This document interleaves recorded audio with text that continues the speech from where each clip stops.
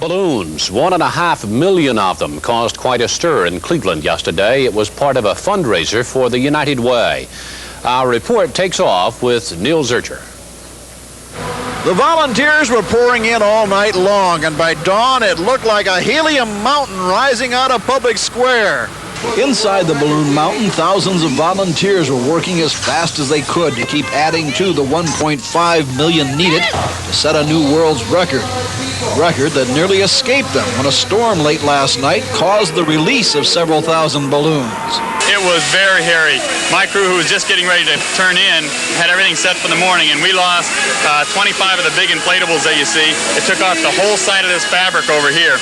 So we had to work straight through right until the time the crew got here and they got the bin ready. While the leak was corrected, Heining was still concerned by late morning about the weather today. The balloons are going to be inflated by about noon. So if it starts to look like rain, we might just pull a number and release them early. That's something I've got to discuss with United Way. His concern was well-founded. As 2 p.m. approached, a rainstorm started moving in from the lake, and it was decided to launch the balloons early.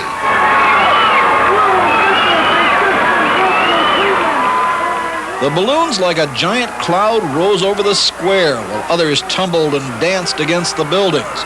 The crowd loved it. It was beautiful. It looked like confetti going up. That was great. Totally awesome. I was surprised. I loved it. It was so great. I just loved, oh my God, it was great. I loved it. The balloons at first drifted south, but then the wind changed and they moved back across the downtown area and started descending onto Burke Lakefront Airport and filled the Cleveland Harbor. The crew of a Coast Guard helicopter said they felt like they were flying through an asteroid field as the balloons rained down.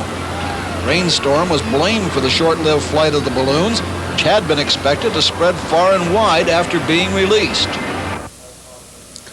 That's our report this half hour. Thanks for joining us. I'm Dave Walker. Around the world in 30 minutes, this is Headline News.